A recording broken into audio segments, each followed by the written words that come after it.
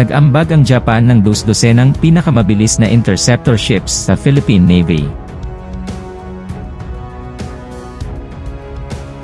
Sa isang kahangahangang pagpapakita ng internasyonal na kooperasyon at mabuting kalooban, ipinagkaloob ng Japan sa hukbong dagat ng Pilipinas ang isang makabuluhang donasyon, dus-dosenang mga makabagong barkong interceptor. Ang mapagbigay na kilos na ito ay binibigyang diin ang pagpapatibay ng ugnayan sa pagitan ng Japan at Pilipinas, gayon din ang pangako ng Japan na palakasin ang seguridad at katatagan ng maritime sa rehiyon. Ang donasyon, na binubuo ng dus-dosenang mabilis na interceptor ships, ay kumakatawan sa isang transformative na karagdagan sa mga kakayahan ng Philippine Navy. Ang mga sasakyang ito, na nilagyan ng makabagong teknolohiya, at idinisenyo para sa mabilis na pagtugon at kakayahang magamit, ay lubos na magpapahusay sa kapasidad ng Navy na magpatrolya at protektahan ang malawak na teritoryong pandagat ng bansa. Sa kanilang bilis at liksi, ang mga interceptor na barko ay nakahanda upang gumanap ng isang mahalagang papel sa pagkontra sa mga banta sa dagat tulad ng pandarambong, smuggling, at iligal na pangingisda. Ang donasyon ng mga interceptor ship ay tanda ng isa pang milestone sa lumalaking partnership sa pagitan ng Japan at Pilipinas. Sa paglipas ng mga taon, nabuo ng dalawang bansa ang malapit na ugnayang pang-ekonomiya, pampolitika, at seguridad, na hinihimok ng magkabahaging halaga, magkaparehong interes. Ang pangako ng Japan na suportahan ang Pilipinas sa pagpapahusay ng mga kakayahan sa pandagat nito ay binibigyang diin ang lakas at lalim ng ugnayang bilateral na nakaugat sa tiwala, pagkakaibigan, at ibinahaging adhikain para sa kapayapaan at kaunlaran sa rehiyon. Ang donasyon ng mga interceptor ship ay may estratehikong kahalagahan hindi lamang para sa Pilipinas, kundi para sa mas malawak na rehiyon ng Asia-Pacific. Habang patuloy na umuunlad ang mga hamon sa seguridad sa dagat, ang pakikipagtulungan sa pagitan ng mga rehiyonal na hukbong dagat ay nagiging lalong mahalaga sa pangangalaga sa mahahalagang daanan ng dagat at pagtiyak ng katatagan. Ang kontribusyon ng Japan sa pagpapahusay ng mga kakayahan sa pandagat ng hukbong dagat ng Pilipinas, ay sumasalamin sa mas malawak na pangako nito sa pagtataguyod ng isang malaya, bukas, at nakabatay sa mga patakarang maritime order sa rehiyon. Ang mga interceptor ship na donasyon ng Japan, ay makabuluhang magpapalakas sa pagsisikap ng Philippine Navy na mapanatili ang maritime security at protektahan ang mga maritime na interes nito. Sa kanilang bilis at liksi, ang mga sasakyang ito ay mabilis na makakatugon sa mga banta sa dagat, magsagawa ng mga patrol, at magpatupad ng mga batas at regulasyong pandagat. Sa pamamagitan ng pagpapahusay sa kanyang maritime surveillance at interdiction capabilities, ang Philippine Navy ay magiging mas mahusay na posisyon upang pangalagaan ang mga maritime na hangganan nito at mag-ambag sa mga panrehiyong pagsisikap sa seguridad. Bukod sa donasyon ng interceptor ships, nangako rin ang Japan na magbibigay ng training at technical assistance sa Philippine Navy. Ang suportang ito sa pagpapaunlad ng kapasidad ay magbibigay daan sa mga tauhan ng hukbong pandagat ng Pilipinas na epektibong mapatakbo at mapanatili ang mga bagong sasakyang pandagat, gayon din ang pagpapahusay ng kanilang mga kasanayan sa mga operasyon ng seguridad sa dagat. Sa pamamagitan ng magkasanib na pagsasanay sa pagsasanay at pagbabahagi ng impormasyon, ang Japan at Pilipinas ay higit na magpapalalim sa kanilang pakikipagtulungan at interoperability sa pagtatanggol na nag-aambag sa kapayapaan at katatagan ng rehiyon.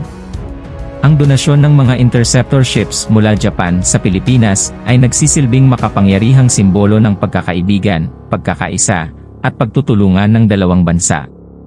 Itinatampok nito ang pangako ng Japan na suportahan ang Pilipinas sa pagsisikap nitong palakasin ang seguridad sa dagat at isulong ang katatagan ng rehiyon. Habang ang mga barkong interceptor ay itinalaga sa armada ng hukbong dagat ng Pilipinas, sila ay tatayo bilang mga nasasalat na paalala ng nagtatagal na ugnayan sa pagitan ng mga mamamayan ng Japan at Pilipinas. Habang ang mga interceptor ship ay isinama sa mga kakayahan sa pagpapatakbo ng hukbong dagat ng Pilipinas, gagampanan nila ang isang mahalagang papel sa pag-iingat sa mga interes ng dagat ng bansa, at pagtataguyod ng seguridad sa dagat sa rehiyon. Ang pakikipagtulungan sa pagitan ng Japan at Pilipinas ay patuloy na unlad at lalalim, na ginagabayan ng ibinahaging pagpapahalaga at isang karaniwang pananaw para sa isang mapayapa at maunlad na Asia-Pacific. Sa matatag na suporta ng Japan, nakahanda ang Philippine Navy na harapin ang mga hamon ng ika-21 siglo at mag-ambag sa isang mas ligtas na kapaligirang pandagat para sa lahat. Ang deployment ng mga interceptor ship mula sa Japan patungo sa Philippine Navy ay hindi lamang nagpapalakas ng bilateral na ugnayan, ngunit nag-aambag din sa mas malawak na pagsisikap upang mapahusay ang katatagan at seguridad ng rehiyon.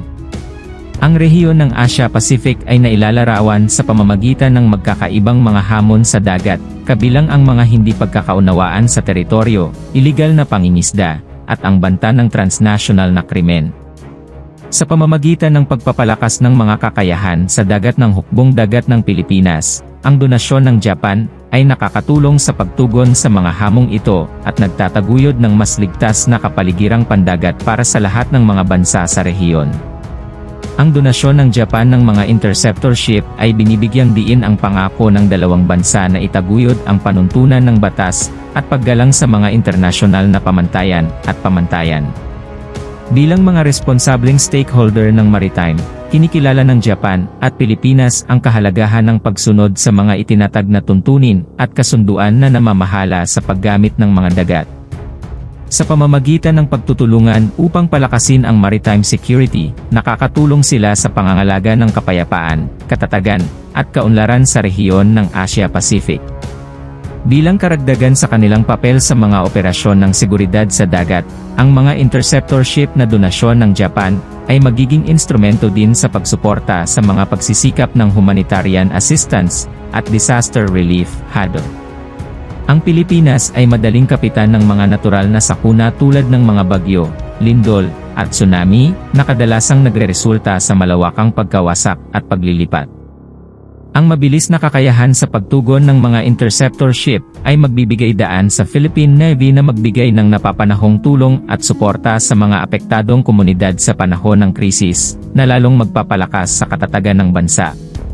Ang donasyon ng mga interceptor ship ay bahagi ng mas malawak na diskarte ng Japan sa pagpapahusay ng maritime security at pagtataguyod ng regional stability sa pamamagitan ng aktibong pakikipag-ugnayan at multilateral na kooperasyon.